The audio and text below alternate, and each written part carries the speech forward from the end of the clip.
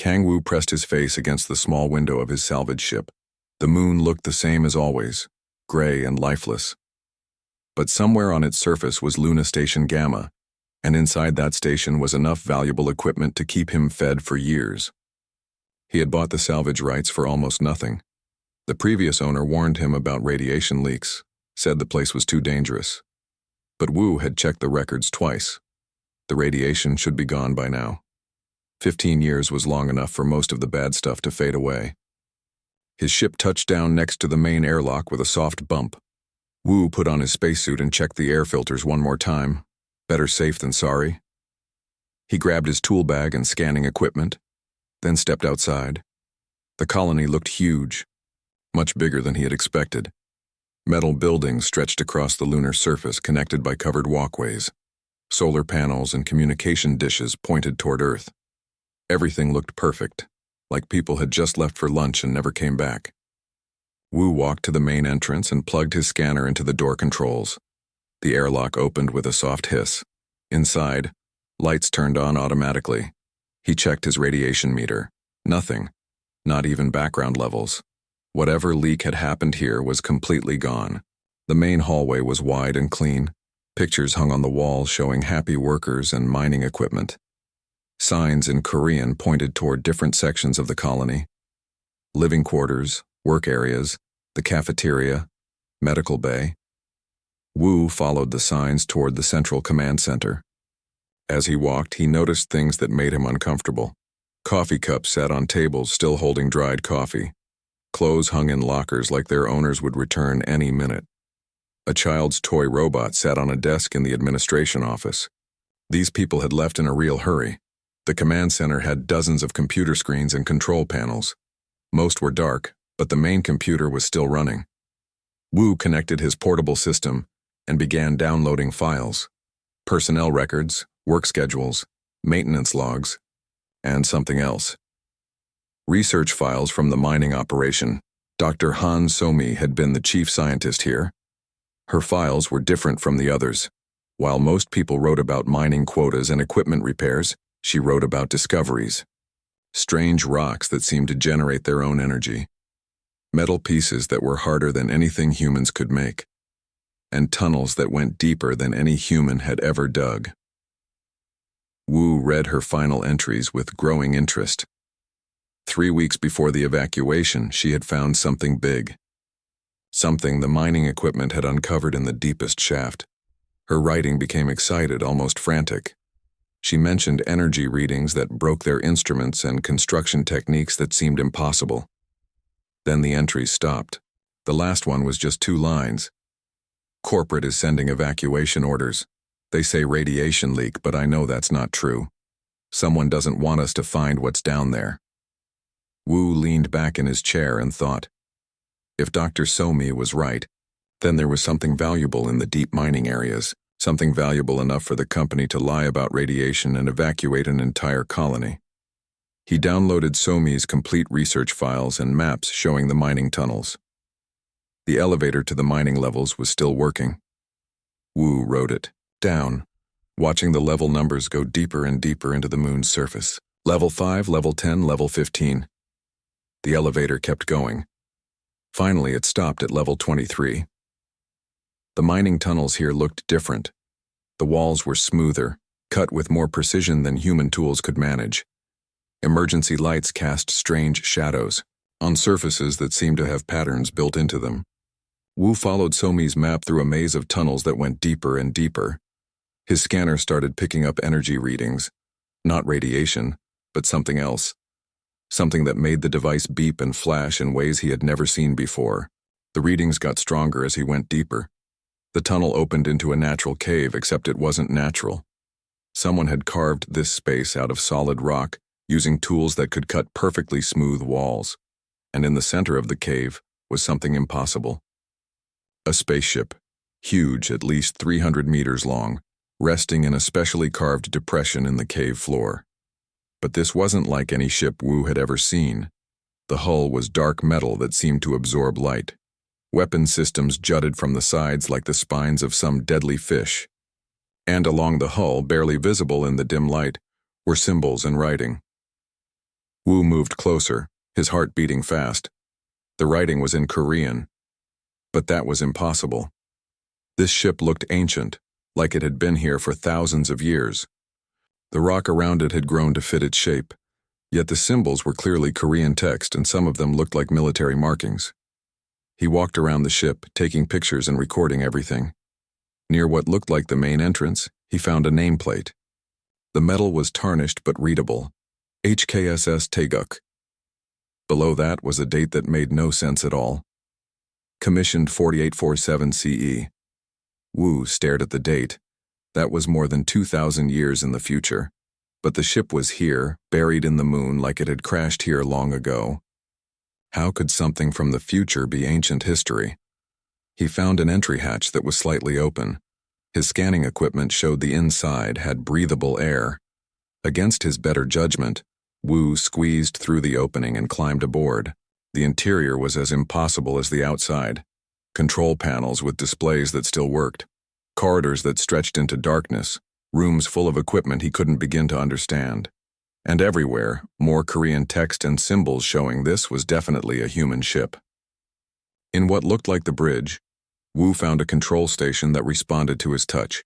Screens came to life showing star maps and system diagrams.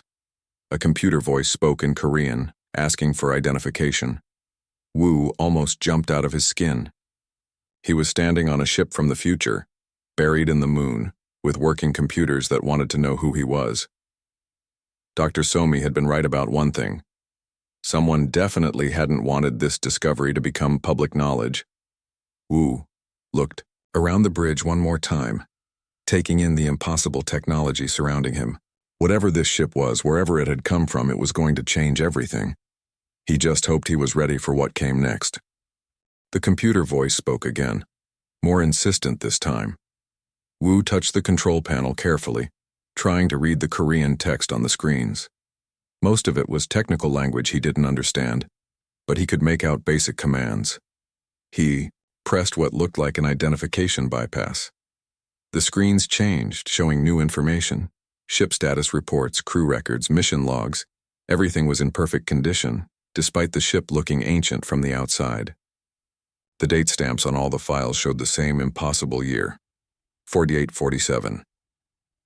A new voice came from the speakers, different from the computer.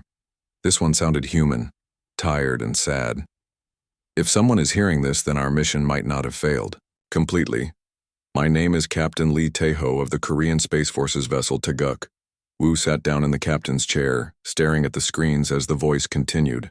I don't know when you're hearing this, but I hope it's early enough. We came from your future, from the year 4847, during the final days of the Great Convergence War. Humanity was losing. Earth had fallen. The colonies were burning one by one, the Sao. Screens showed images that made Wu's blood run cold. Planets on fire, space battles between human ships and things that didn't look like ships at all. Cities being destroyed by weapons that seemed to bend reality itself. The enemy wasn't just one alien race, Captain Lee's voice explained. It was 7 different species working together. They called themselves the Coalition of Order. They believed that humanity was too chaotic, too unpredictable to exist alongside civilized races. More images flashed on the screens. Alien creatures that looked like living crystal. Ships that phased in and out of existence. Weapons that aged entire fleets to dust in seconds. Wu had seen alien contact in movies, but this looked like nightmare made real. We tried everything. Better weapons, stronger ships, smarter tactics. But they always had advantages we couldn't match. The Void Shepherds could step outside reality itself. The crystalline hive could think faster than our best computers. The entropy weavers could make stars die. The images changed to show human scientists working frantically in underground laboratories, massive machines being built in hidden facilities, people with desperate looks on their faces racing against time. So we built the temporal displacement array. One ship, sent back to the past, carrying everything we had learned about fighting, the Coalition. Our mission was to crash land somewhere humans would eventually find us, but not too early. We couldn't risk breaking the timeline. Wu leaned forward, fascinated despite his fear. But the landing went wrong. We came out of temporal displacement too fast, too hard. The ship crashed into the moon instead of landing safely on Earth. Most of my crew died on impact. The voice paused, and Wu could hear the sadness in it. The survivors, led by my weapons, Officer Kim Nara, spent their last years preparing this ship for whoever would find it. They sealed the databases, programmed the AI systems, and set up everything you see now. New screens appeared, showing technical specifications for weapons and equipment. The numbers made no sense. Energy outputs that would power entire cities, armor materials stronger than diamond, computer systems that seemed to think on their own. We knew we couldn't just hand over future technology without causing problems, so we designed everything to activate gradually, to teach rather than just give. The person who found this ship would need to understand not just how to use our weapons, but why they were necessary. A new section of the ship's database opened, intelligence files on the alien coalition, their strengths, weaknesses, battle, tactics, and political structures. There were thousands of files representing centuries of warfare and hard-won knowledge. The coalition's greatest strength was also their weakness. Captain Lee's recording continued. They worked together perfectly because they all thought the same way. Pure logic, perfect cooperation, no individual initiative. That made them predictable to humans who learned their patterns. Wu studied the tactical files, amazed by their detail. Battle plans that used human unpredictability as a weapon. Strategies that turned the aliens' strengths against them. Technologies designed specifically to counter each coalition species. But there was something else we learned. The coalition wasn't evil, just scared. They had watched dozens of younger races destroy themselves and others through chaotic behavior. They genuinely believed that controlling or eliminating unpredictable species would bring peace to the galaxy. The screens showed images of alien worlds, beautiful cities, advanced civilizations, species that had achieved incredible things through cooperation and logical thinking. Wu began to understand why they might see humanity as a threat. The war could have been avoided if we had met them differently, if we had proven that chaos and order could exist together instead of just fighting them. But by the time we understood this, too much blood had been spilled on both sides. Captain Lee's voice became urgent. That's why your timeline is so important. You have a chance we never had. The coalition will still come, probably sooner now that they've detected our temporal displacement, but you can meet them as equals instead of victims. New alarms started flashing on the screens, external sensors showing movement in space near the moon. Wu's heart started racing as he read the sensor data. 3 unidentified objects, moving in patterns no human ship could manage. The ship's AI will help you understand our technology. The recording continued, apparently unaware of what was happening outside. But remember, the goal isn't just to fight better. It's to prove that humanity deserves its place among the stars. One of the screens changed to show the ship's weapons systems. Massive energy cannons, missile systems with warheads he couldn't pronounce, and defensive shields that could apparently stop almost anything. All of it waiting for someone to activate.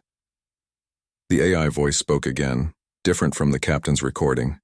External contacts detected. Unknown energy signatures consistent with coalition scout vessels. Recommend immediate defensive activation.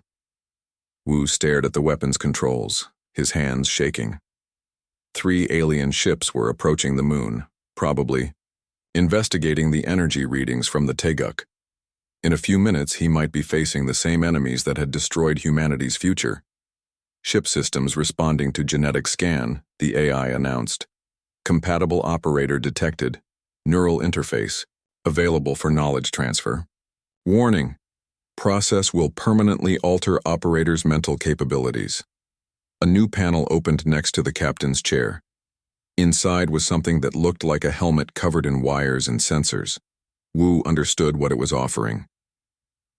All the knowledge and experience of Captain Lee and his crew, downloaded directly into his brain. He looked at the external sensors again. The alien ships were getting closer, moving with purpose. They knew something was here. They were coming to investigate, and they probably wouldn't be friendly. Wu reached for the neural interface helmet, then stopped. Once he put this on, he would never be the same person again. He would have the memories and knowledge of people who had lived through humanity's darkest hour, but he would also have the tools to make sure that hour never came. The alien ships appeared on visual sensors now, strange organic-looking vessels that seemed to flicker in and out of existence. The same phase-shifting technology Captain Lee had described. They were real and they were here. Wu put on the helmet. "Do it," he said to the AI. "Give me everything I need to protect humanity." The world exploded into light and knowledge and memories that weren't his own. Pain shot through Wu's skull like lightning. Images flooded his mind that weren't his memories. He was Captain Lee standing on the bridge of a burning ship. He was Kim Na-Ra firing weapons at impossible targets. He was dozens of other people, living through battles that hadn't happened yet. The neural interface pumped centuries of knowledge into his brain in seconds. Combat tactics, alien psychology, advanced physics, weapon systems. His consciousness expanded to hold information that should have taken lifetimes to learn. When it finally stopped, Wu was no longer just himself. He stood up from the captain's chair with movements that felt both familiar and strange. His hands moved over the control panels without hesitation, activating systems he now understood perfectly. The Teguk's quantum computers came online, reality anchors deployed, and weapon systems charged with energy that could crack moons. 3 Void Shepherd scout vessels detected, he said to himself, using words from Lee's memories. Standard, reconnaissance formation. They're investigating our temporal displacement signature. Through the ship's sensors, Wu could see the alien vessels clearly now. They looked like deep-sea creatures made of metal and energy, phasing in and out of normal space. Beautiful and terrifying at the same time. In his inherited memories, he had seen fleets of these ships turning human colonies into twisted wreckage. But he also knew their weaknesses now. The Void Shepherds needed perfect mathematical certainty to phase shift. Any disruption to local space-time would force them back into normal reality where they could be hurt. The Teguk's reality anchors were designed exactly for that purpose. Wu activated the ship's communication systems and sent a message toward Earth on emergency channels. He couldn't explain everything, but he could warn them. This is an automated system at Luna Station Gamma. Unknown vessels approaching. Possible first contact situation. Recommend military alert status. The response came back quickly from Earth Defense Command. Luna Station, this is Colonel Park Min-ho. Confirm status of unknown vessels. Are you saying we have aliens up there? Confirmed, Wu replied, using the ship's AI to disguise his voice. 3 vessels displaying non-human technology. Advanced stealth capabilities detected. Recommend defensive posture but no aggressive action. He could almost hear the panic in the colonel's voice. Luna Station, what is your status? Who is this? Luna Gamma was evacuated years ago. Wu thought quickly.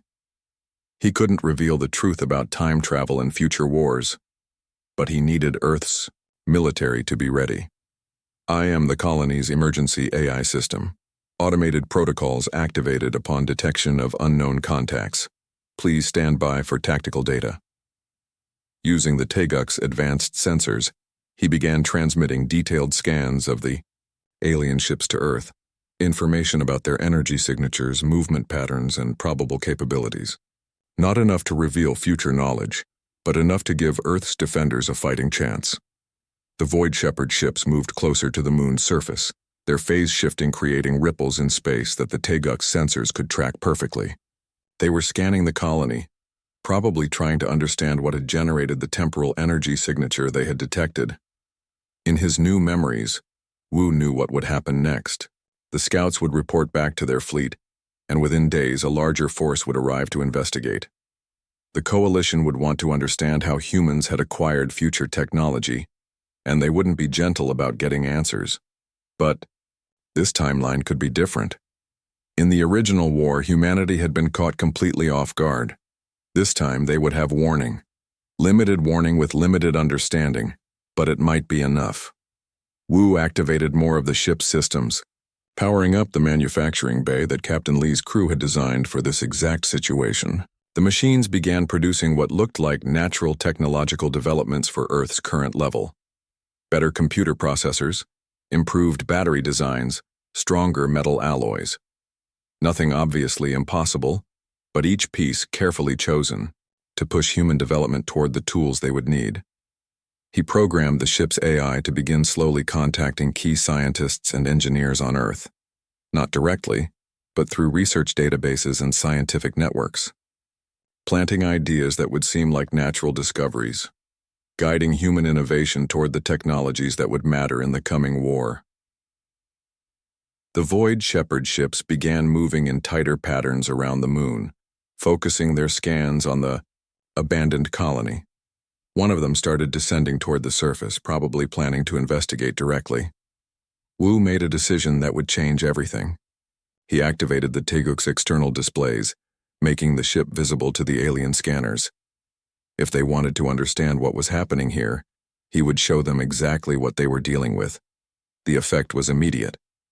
The descending, Void Shepherd ship stopped in place, its phase shifting becoming erratic as it processed what it was seeing. A human warship from the far future, armed with weapons that shouldn't exist for thousands of years. Through the communication systems, alien voices began chattering in languages that Wu's inherited memories could partially understand. They were confused, frightened, and calling for reinforcements. The scouts had expected to find primitive humans with stolen technology. Instead, they found evidence that their entire timeline had been changed. Colonel Park's voice crackled over the Earth communication channel. Luna Station, we're reading massive energy signatures from your location. What the hell is going on up there? First contact protocols now in effect, Wu replied, watching the alien ships back away from the moon. Unknown vessels are retreating. Recommend continued defensive alert. More contacts possible in coming days. He began transmitting carefully selected information to Earth's governments. Not the full truth about future wars and time travel, but enough to prepare them for what was coming. Evidence of advanced alien civilizations, proof that Earth was being watched, and suggestions for technologies that could defend against superior forces. The Void Shepherd ships moved back to the edge of the lunar gravity well, maintaining their distance but continuing to scan. They were probably transmitting everything they had learned back to their command ships, reporting the impossible discovery of future human technology in the past. In his inherited memories, Wu could see how this moment would ripple across the galaxy. The coalition would accelerate their plans, sending larger forces to investigate. Other alien races would take sides or try to stay neutral. The careful balance of galactic politics would shift as everyone tried to understand what humanity had become. But Earth would be ready this time, not fully prepared, but warned and equipped with guidance from people who had already fought this war. The outcome wouldn't be guaranteed, but it would be fair. Wu settled back into the captain's chair, feeling the weight of knowledge and responsibility that came with his new role. He was no longer just Kang Wu, the salvage engineer. He was the guardian of humanity's timeline, the bridge between past and future, the man who would guide his species through its greatest challenge. Outside, the alien ships maintained their watch, waiting for orders from their superiors. On Earth, emergency meetings were starting as governments tried to process the reality of alien contact. And deep in the moon, an ancient warship from tomorrow prepared humanity for a war that had already been fought and lost in another time. The real battle was about to begin. 2 days passed before the coalition response arrived. Wu watched through the Teguk sensors as space near Earth filled with ships that flickered in and out of existence.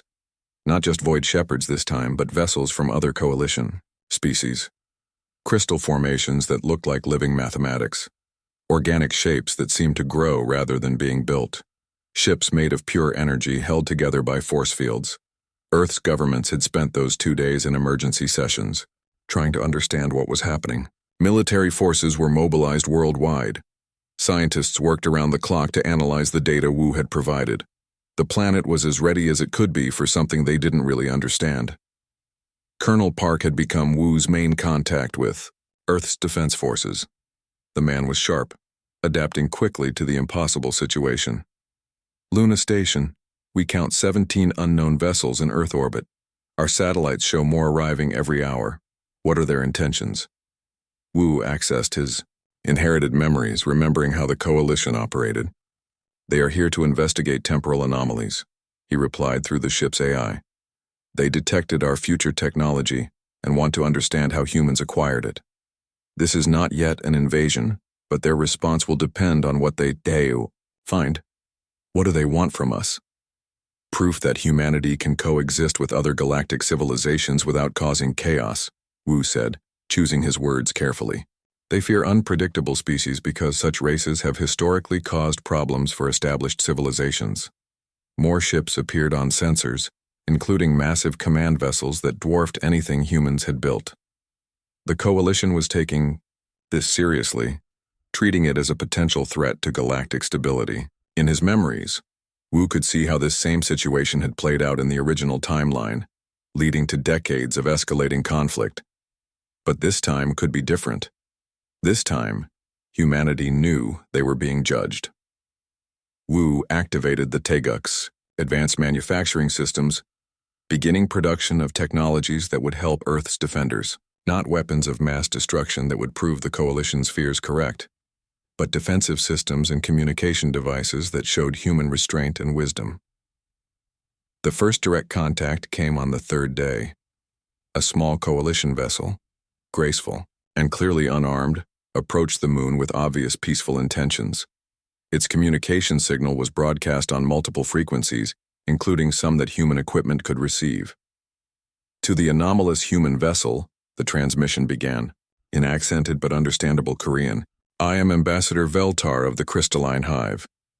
We request dialogue regarding your temporal displacement and its implications for galactic stability. Wu opened a communication channel, using the ship's systems to project his consciousness as a hologram. He appeared as Captain Lee rather than himself, drawing on the neural interface to embody the future officer's knowledge and authority. Ambassador Veltar, he replied formally. I am Captain Lee Tae-ho of the Human Temporal Defense Force. I accept your request for dialogue. The alien ambassador materialized on the Taeguk's bridge as a shimmering crystalline figure, its body composed of what looked like living geometric patterns. When it spoke, the words seemed to come from the crystal structure itself. Your vessel's presence creates significant temporal paradoxes, Veltar said without preamble. Our calculations suggest you originate from a timeline where the Coalition and humanity engaged in destructive warfare, yet your appearance here may have prevented that timeline from occurring. That was the intention, Wu replied, channeling Lee's memories of dealing with alien psychology. My mission was to provide humanity with the knowledge needed to meet your Coalition as equals rather than enemies. The ambassador's crystalline body shifted patterns, probably indicating some form of emotional response. The timeline you describe shows humanity's eventual defeat, yet your technology suggests humans achieved considerable advancement before the war's end. How do we reconcile these contradictions? Wu gestured toward the tactical displays showing Coalition forces. In my timeline, contact between our species began with misunderstanding and escalated through fear. Humans appeared unpredictable and dangerous. Your Coalition appeared overwhelming and threatening. Neither side tried to understand the other until it was too late. And you believe this timeline can produce a different outcome?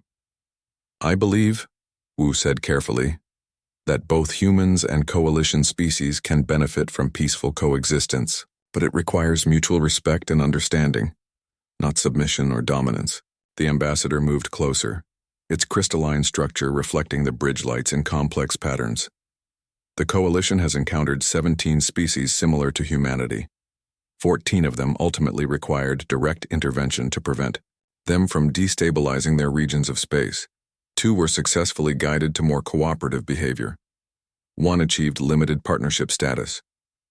What was different about the successful ones? They demonstrated the ability to think beyond their immediate interests, Veltar explained.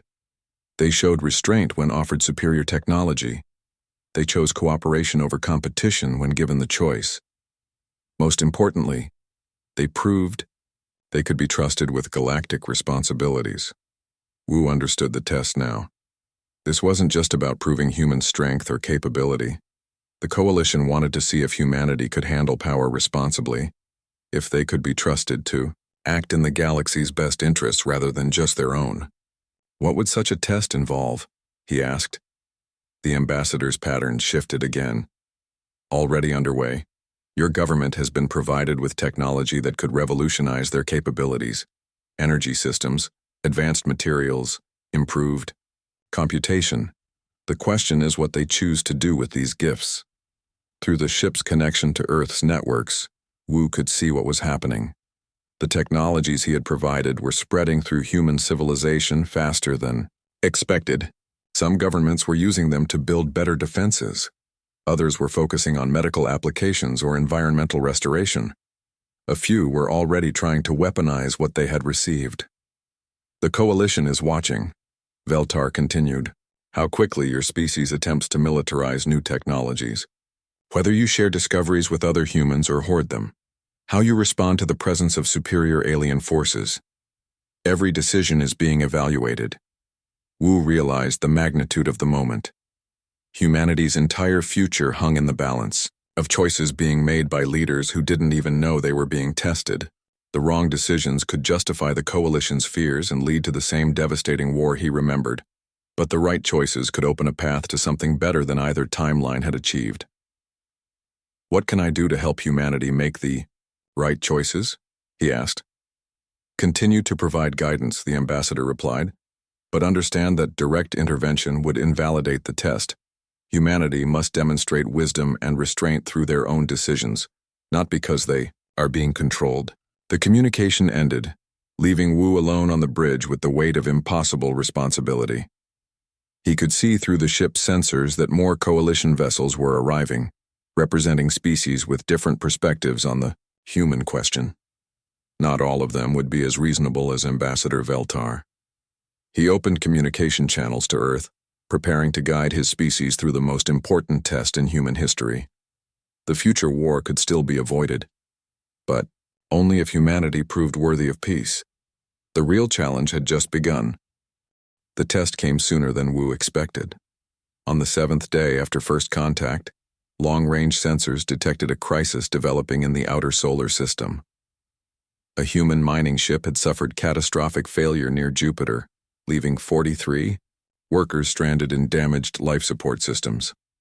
What made it a test was simple. Both human and coalition rescue ships could reach the miners in time, but the coalition vessels were closer and better equipped. Humanity could swallow their pride and accept alien help, or they could risk lives trying to handle the crisis themselves. Wu watched the debates raging in emergency government sessions around Earth. Some leaders insisted that accepting coalition help would show weakness and dependence. Others argued that human lives mattered more than political pride. The arguments grew heated as time ran out for the stranded miners. Colonel Park contacted the Taeguk directly. Captain Lee, what would you advise? Our rescue ships can reach them, but it'll be close. The alien vessels could get there in half the time. Through his inherited memories, Wu knew this was exactly the kind of situation that had led to conflict in the original timeline, human pride clashing with practical necessity, creating resentment and mistrust on both sides. Colonel, he replied, the coalition isn't offering help to make humans look weak. They're offering because saving lives demonstrates the kind of civilized behavior they respect. Your response will tell them more about humanity than any diplomatic speech. So you're saying we should accept their help? I'm saying you should make the decision that best serves those 43 people and their families. Everything else is politics. The debate continued for precious hours while the miners' life support systems failed progressively. Finally, President Kim Da-yoon made the call that would shape humanity's future. We accept coalition assistance for the rescue operation. Human vessels will provide support and coordination. The rescue itself was beautiful to watch. Coalition ships worked alongside human vessels with perfect coordination, their advanced technology seamlessly integrated with human determination and creativity. The miners were saved with time to spare, and more importantly, both species had worked together successfully. Ambassador Veltar's communication came shortly after. An encouraging development. Your species chose practical wisdom over abstract pride. This suggests positive potential for future cooperation. But the real test was yet to come. 3 days later, sensors detected something that made Wu's blood run cold. A massive distortion in space beyond Pluto, growing larger by the hour. Something was coming through from another dimension, and it wasn't Coalition technology. The inherited memories provided context immediately. The Devourers, a species the Coalition had fought for millennia, reality-eating parasites that consumed entire star systems, turning matter and energy into more of themselves. They moved between dimensions, following energy signatures across vast distances. The temporal displacement had attracted their attention. All Coalition and human vessels, Wu broadcast on emergency frequencies, massive hostile contact approaching from extra-dimensional space. This is not a Coalition species. Repeat, unknown hostiles inbound. The response was immediate. Coalition ships moved into defensive formations while Earth's forces scrambled to understand the new threat. Ambassador Veltar's transmission crackled with what sounded like fear.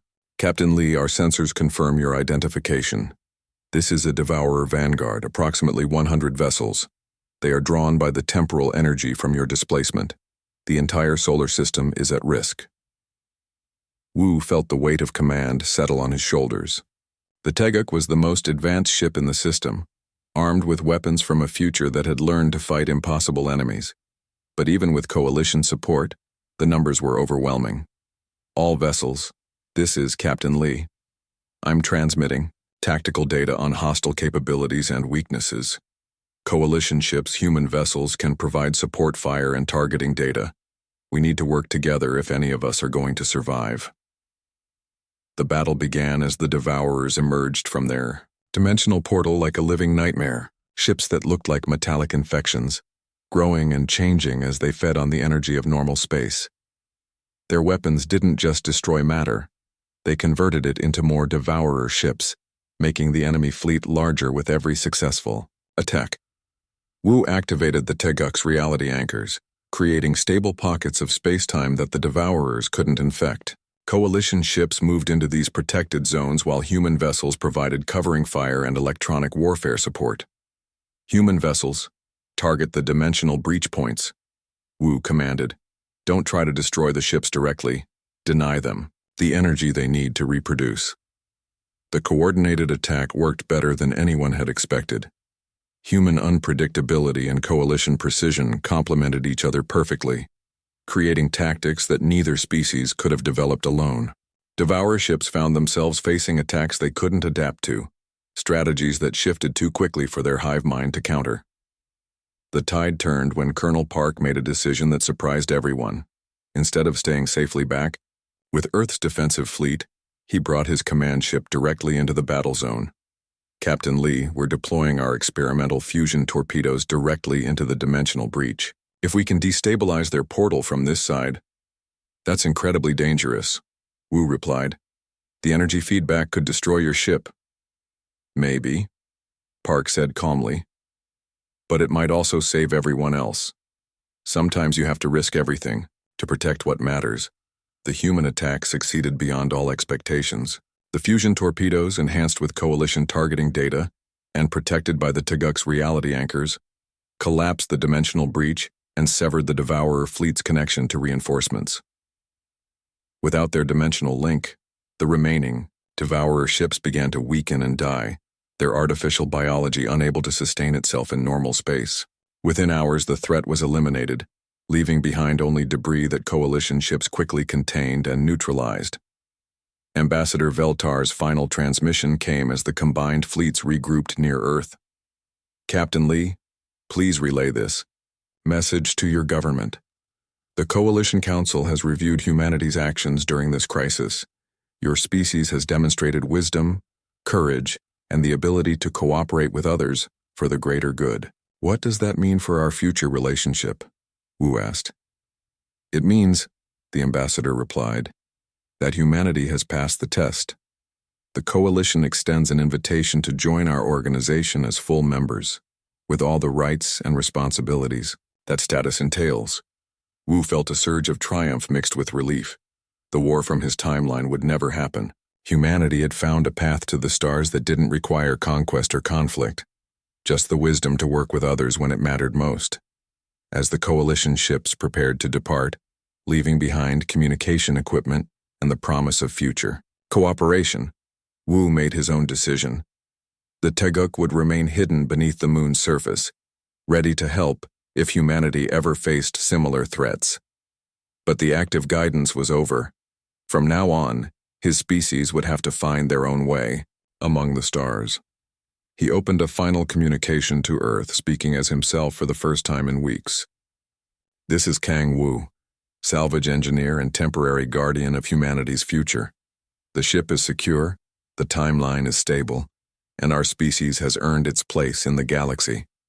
Colonel Park," he continued, smiling as he spoke, "when your scientists study the alien technology we've shared, tell them it came from people who believed humanity deserved a chance to prove itself. We did." The communication ended, leaving Wu alone with the satisfaction of a job well done. Outside, Earth continued its orbit around the sun, but now it carried a species that had friends among the stars, and a future brighter than anyone had dared to imagine. The war was over before it began, won not through superior firepower, but through the simple decision to be worthy of victory.